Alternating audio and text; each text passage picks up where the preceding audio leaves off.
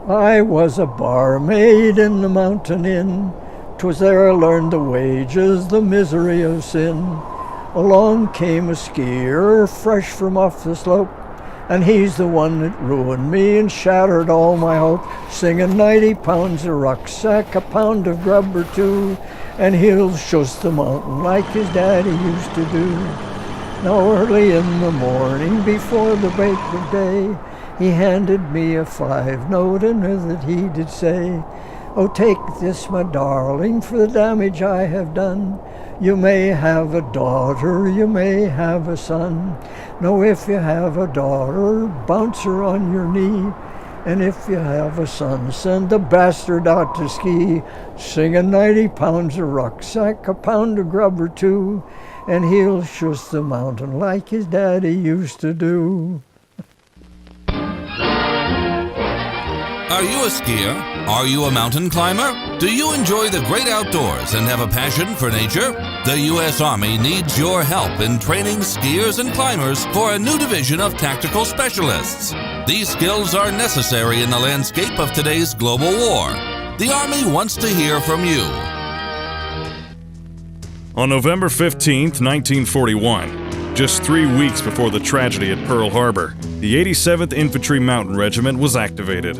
Dubbed the 10th Mountain Division, these men made up the first mountain regiment in United States military history. Skiing was a big thing in the Midwest and the East. And I went to the university, started the University of Pittsburgh, and they had a ski club, so I joined the ski club. One morning I went into work, and Dr. Jensen, he said, "The Army is starting a new unit. It's mountain troops, and skiing is the basis of the whole thing." Next thing I knew, I was on a troop train headed west. On the outskirts of Leadville, Colorado, sat Camp Hale, the training center for the 10th Mountain Division. At an elevation of 10,000 feet above sea level, Camp Hale provided the rigorous training conditions needed to get the men of the 10th in shape to handle the terrain overseas. We had A and B slopes down at Camp Hale. They were small slopes. We would pack up our rucksacks and hike from Camp Hale up to Cooper Hill, and then bivouac out in the area, and they had a T-bar lift then. It's the same poles that are used now for the chairlift they have, and we did our training there. Ski Cooper, as it's now known, has a rich history as both a destination ski resort and historical landmark.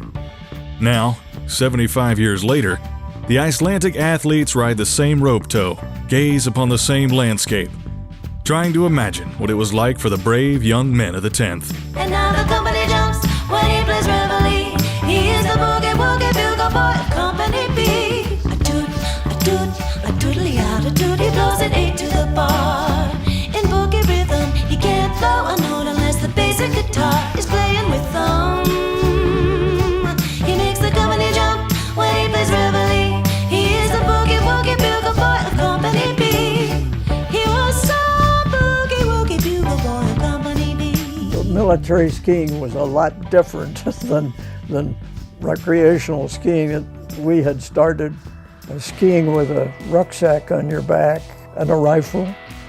And they were carrying anywhere from 70 to 120 pounds, generally around 90s. But that's a lot of weight to carry. You know, all the equipment was cool. The poles are really just so streamlined and technical for that era.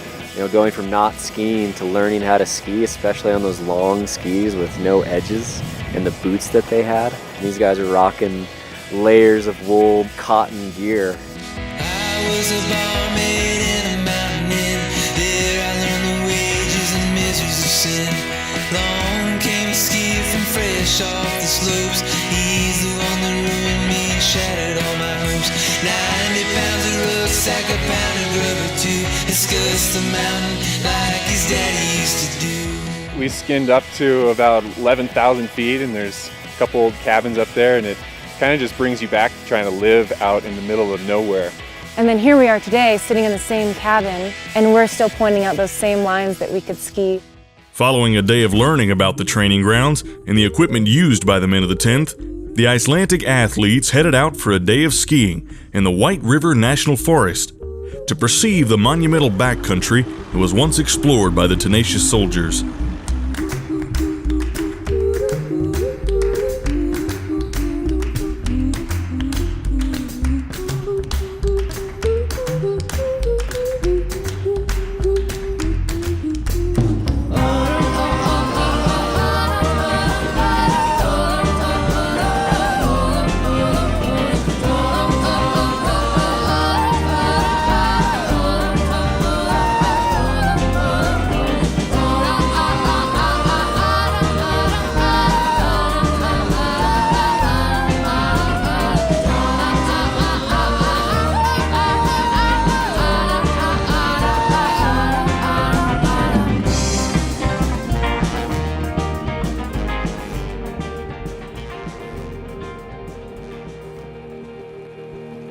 Division was very well trained for maneuvering and surviving at altitude and trying to develop systems of fighting that would work in combat. So they had an exercise which was called the D series, which was a 6 weeks in the middle of winter simulated combat. We lost a number of people. We lost some to frostbite. We had ski accidents, and we had some cases of pneumonia. I came to the conclusion they were trying to kill us. The 10th Mountain Division deployed for combat in Italy in January of 1945. Although missions were considered successful, heavy losses were suffered.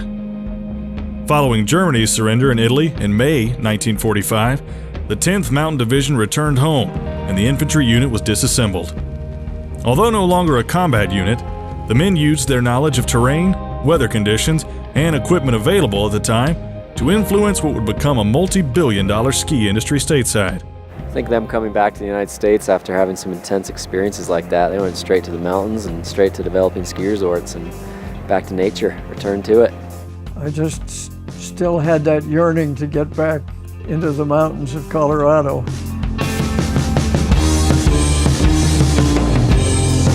Oh, heavy road, I can't pick you up, walk you to the mountains. Oh, heavy road, stuck in my heart, take you to the ocean.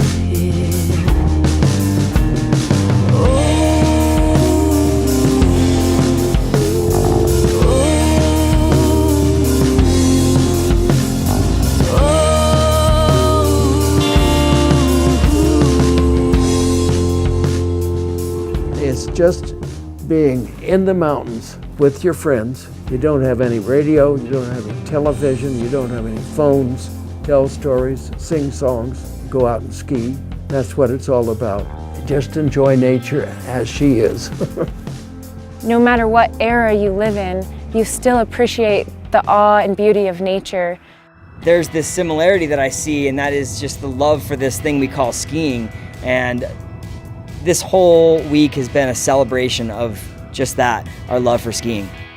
We all had the same interest in skiing, same interest in mountains, and that camaraderie has stayed with us all of our lives.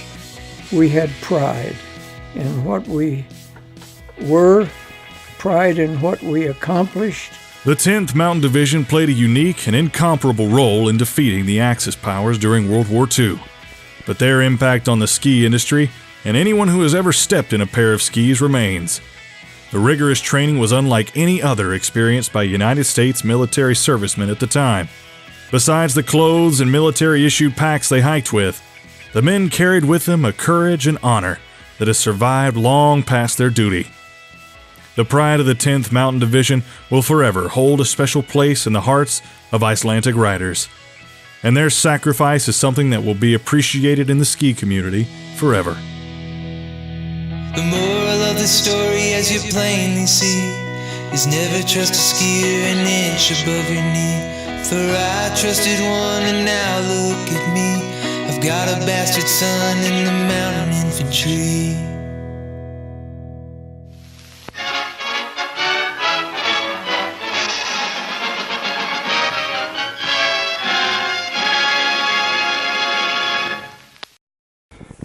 Okay, dropping in 10.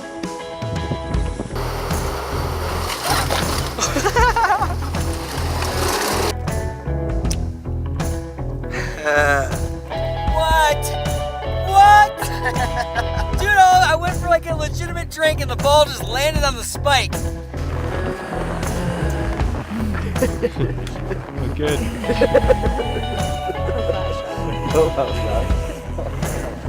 There's a bunch of stuff happening out here. Hoppers, leapers. Oh, and leaper, creeper, dropper, popper. One guy really elevated out of the pack. Owen Leap and Stomper. Coming to your neighborhood. Best gear on the mountain, you heard it first. Spirit animal for the day. Meow. Meow.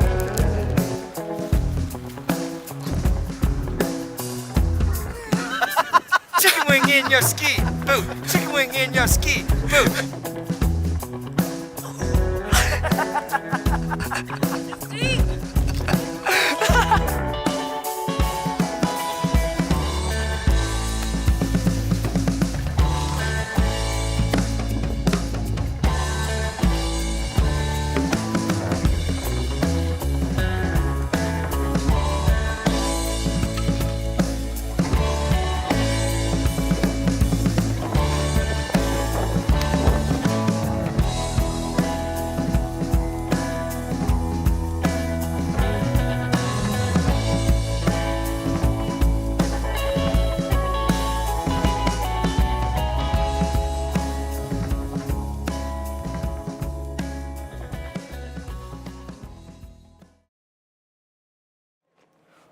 Well, so one thing that was really interesting that we learned yesterday from the 10th Mountain Descendants that were giving us the history lesson is that these guys were pretty tough, and when they were out snacking, they would take trout skin, and this is salmon skin, but they would take trout skin and the natural oils, the omegas, they would really just like a natural sunscreen on the face, and so it allowed for like a natural tan, and you'd get some good omegas soaking through your pores, you know. But mainly it was about protecting yourself from the UV rays. And then you could just nibble it afterwards and get your omegas, you know, internally as well. And to me that was really interesting. So, you wanna try them?